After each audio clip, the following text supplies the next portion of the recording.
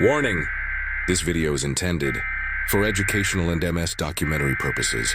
The host, Jenny, of the podcast show, The Demon Within, is not a doctor or any type of professional medical advisor.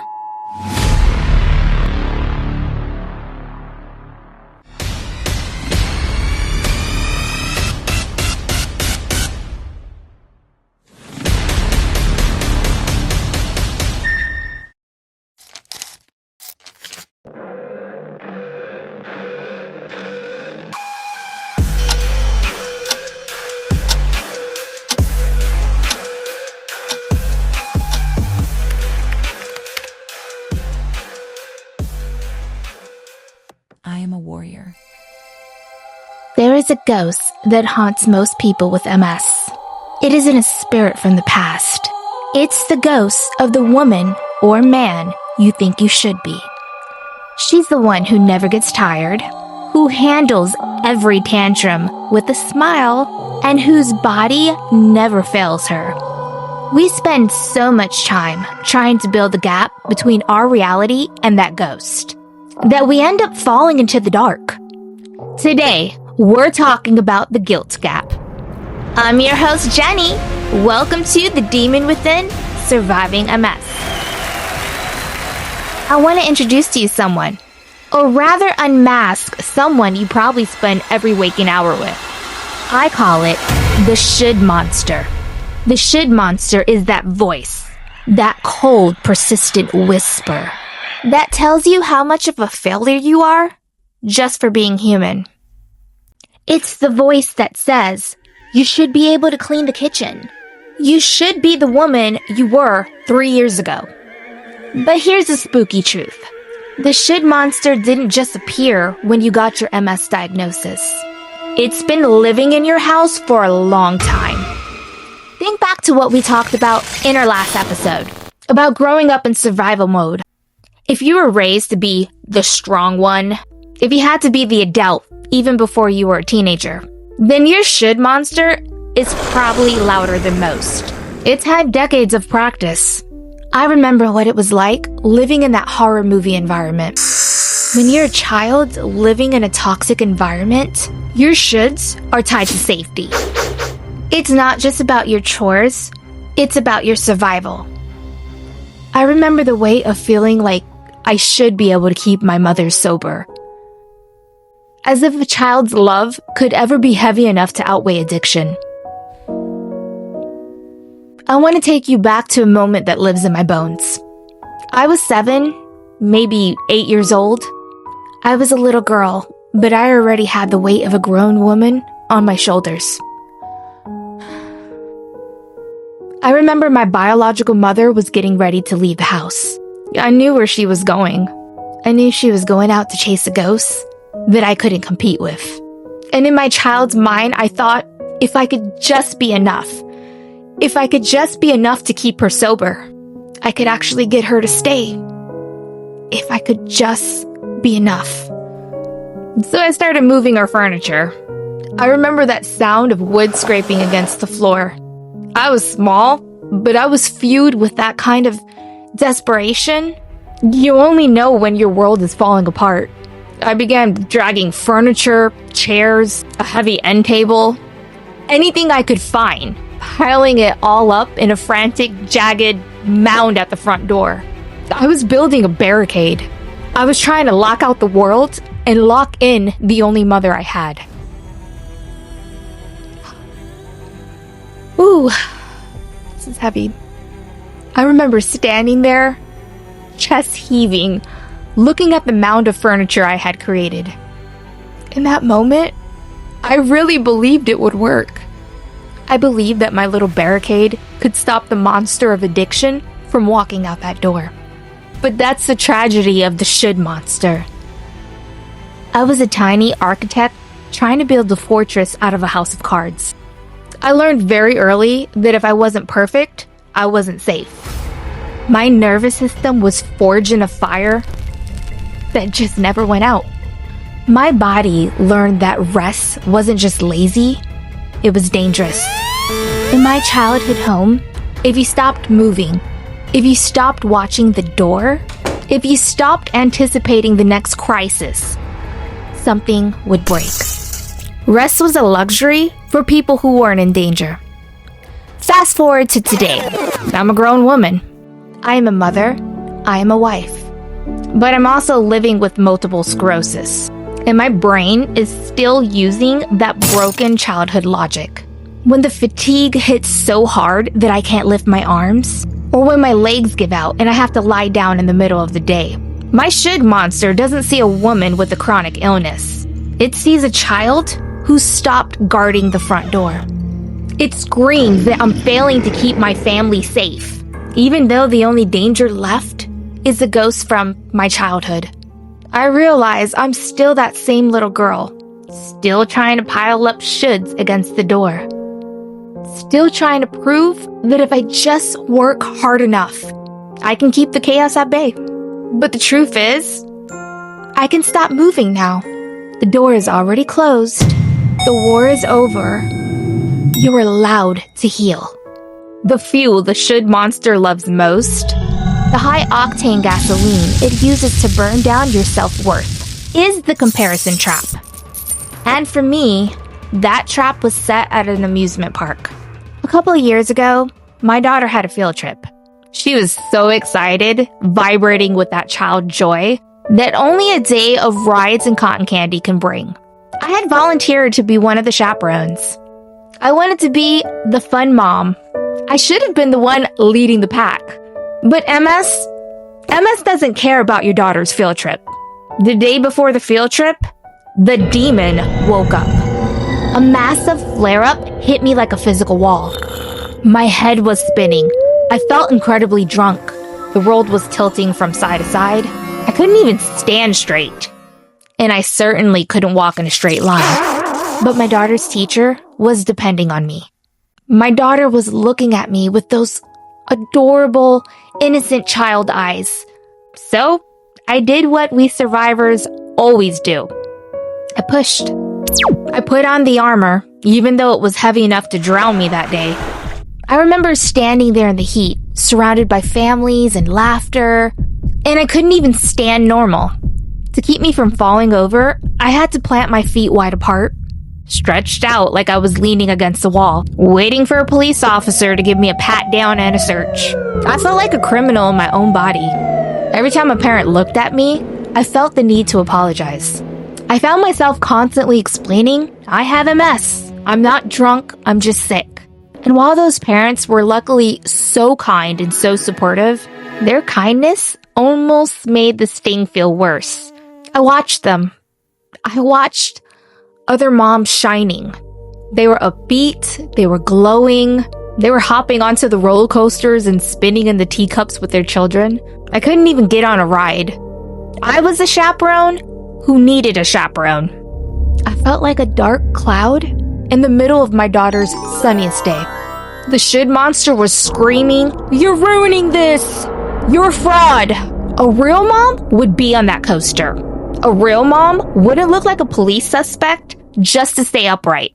But what that monster didn't tell me, and what I'm telling you now, is that standing there in the heat, with my feet wide and my head spinning, just so her daughter could see that her mom showed up, that was the bravest thing I've ever done. I wasn't an outcast. I was the soldier on the front lines.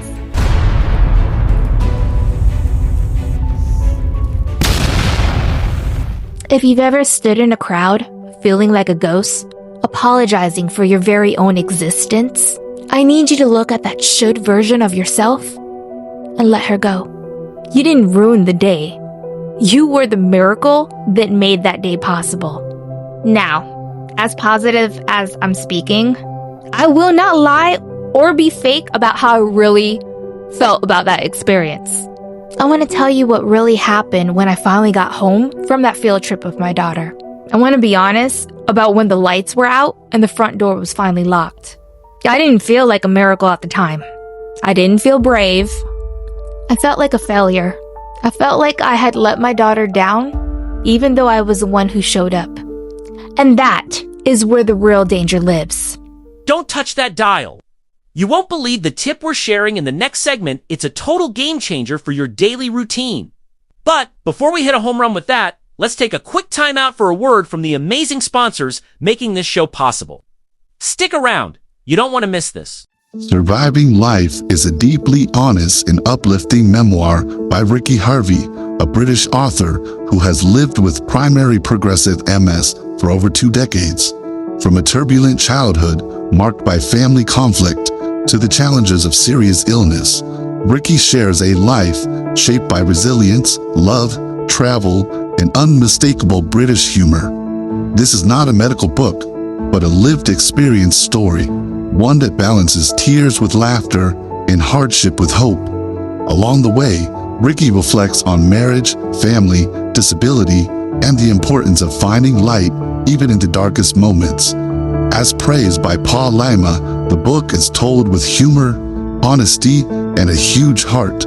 Surviving Life is a reminder that love, family, and humor can carry us through anything.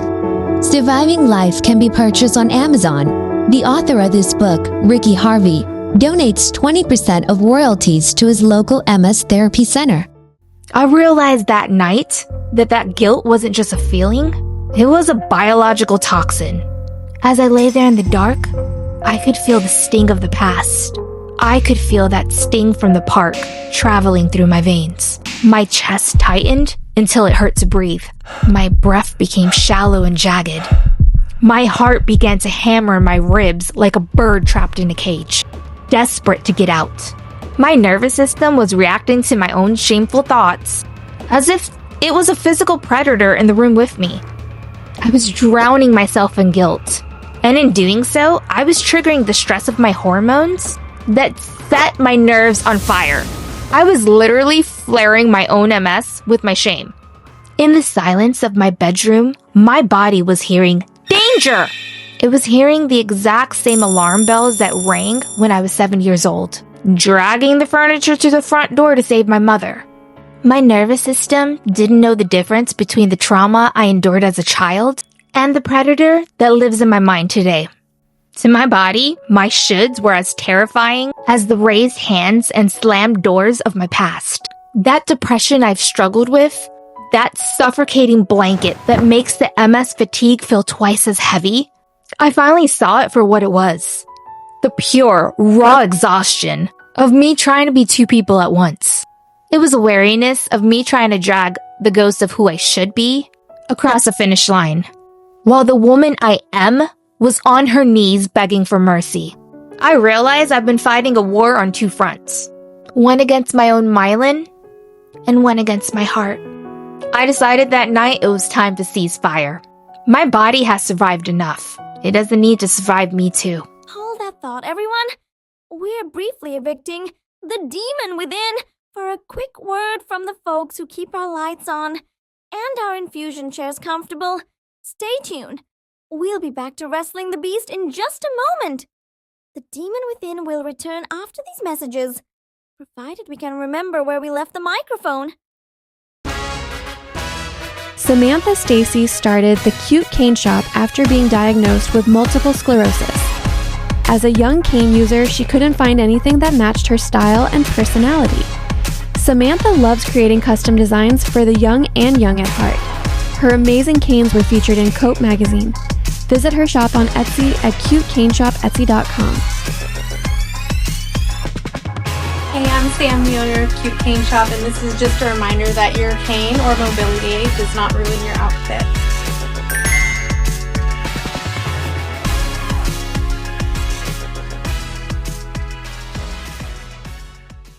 So, how do we bridge the gap? How do we stop the bleeding? We start by moving the goalpost. This is what I call radical acceptance. Now, I know the word acceptance can feel like a really bad word for us MS survivors. It sounds like giving up. It sounds like surrendering to the demon. But I'm here to tell you that the radical acceptance is the bravest thing you'll ever do. It's not a white flag. It's a battlefield promotion.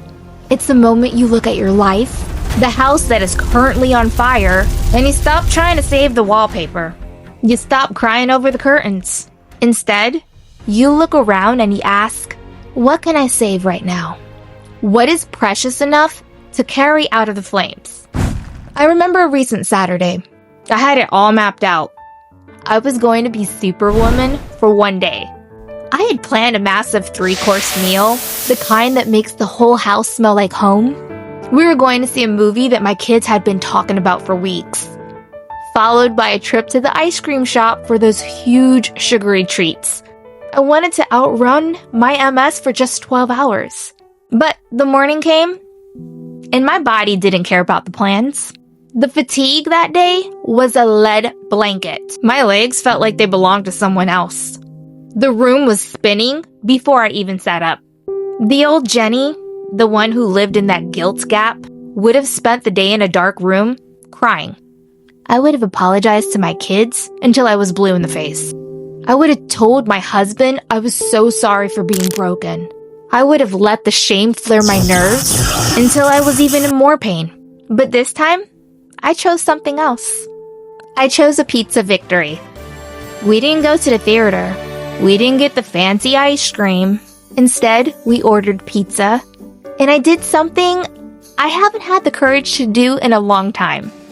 I sat on the couch next to my kids and husband and watched a movie. And you know what happened? My kids didn't mourn the 3-course meal. They didn't care about the movie theater. They just sat next to me.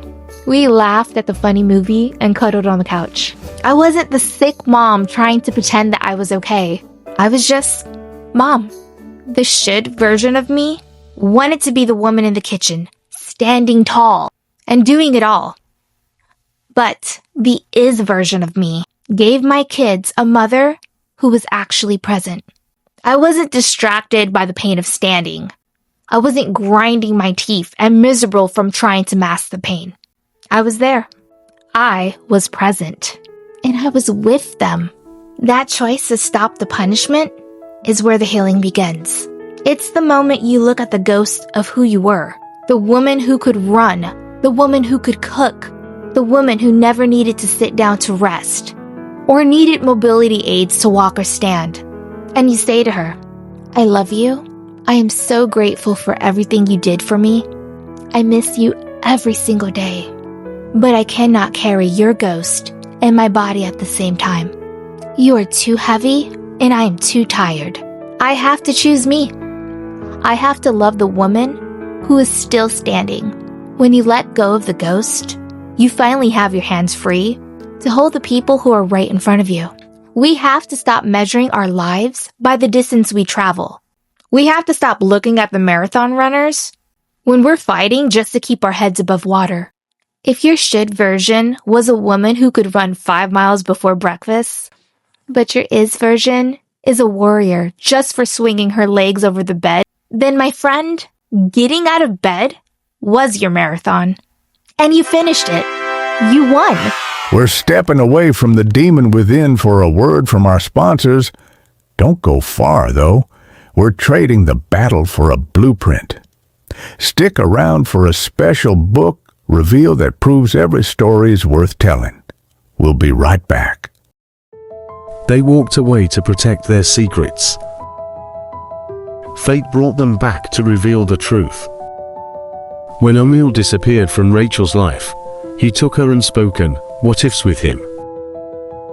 He was drowning in unrelenting pain. She was quietly navigating a new life with multiple sclerosis. Neither felt whole enough to stay. Now, a chance encounter at a Toronto credit union brings them face to face. He's no longer the rising star she knew. And she's the one in charge. Amidst the routine of the workday, old tensions reignite, forcing them to confront the love-sick reality of their lives.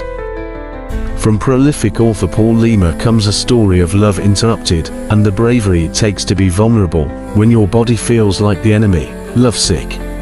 Paul Lima has lived with secondary progression MS for 25 years. Paul is a veteran writer and the author of more than 45 books across non-fiction and fiction.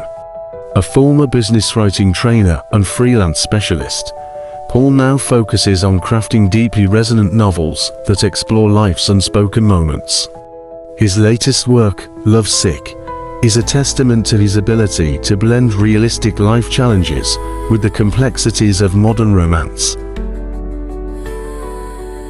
Paul Lima's books can be found on Amazon and as EPUBs on Kobo.com.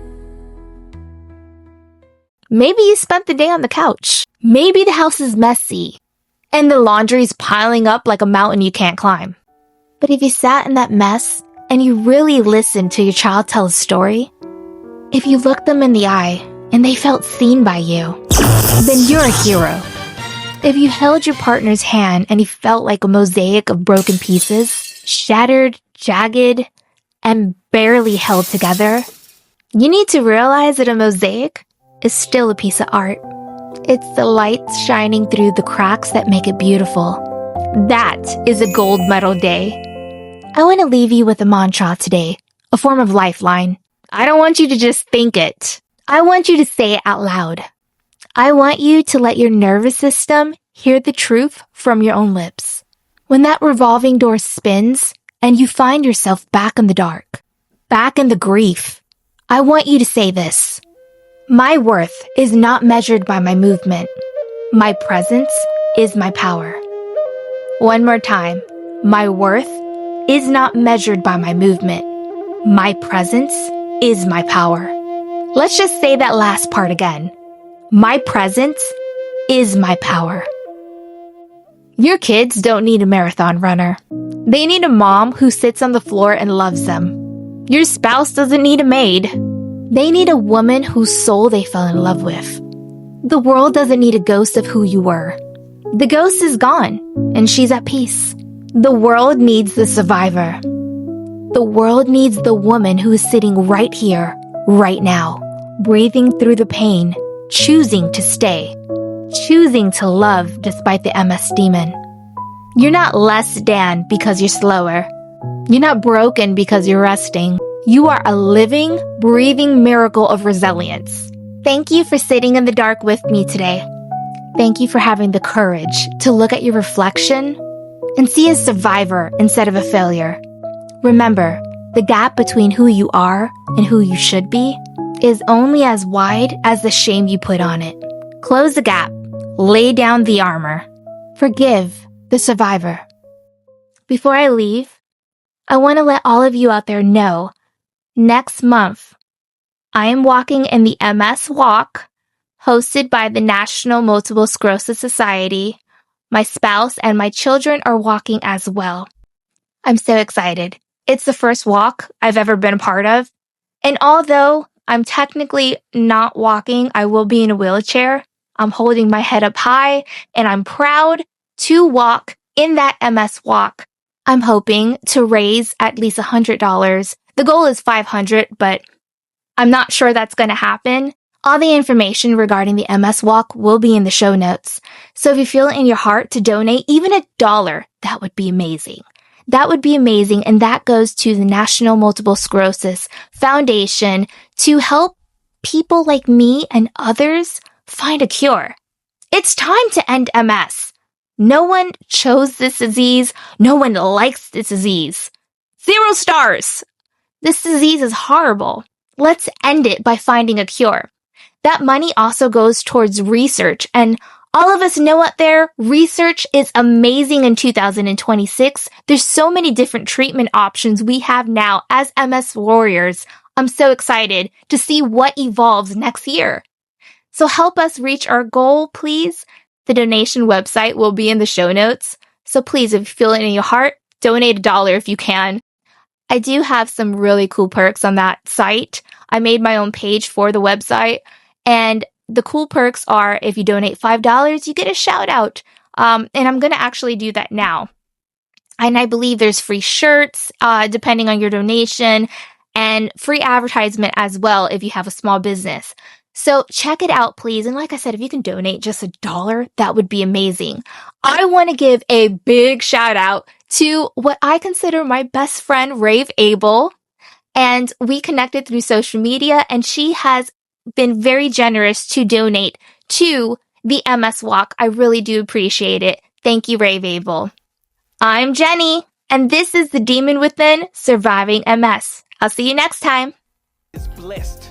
No matter what obstacle she faces, she finds a way to make it through. She's a survivor and a champion, and there's nothing that can be said or done that can ever take that away from her. This woman is blessed, believe it, she's a champion. Living without stress, believe it, she's a champion. This woman is blessed, believe it, she's a champion. Living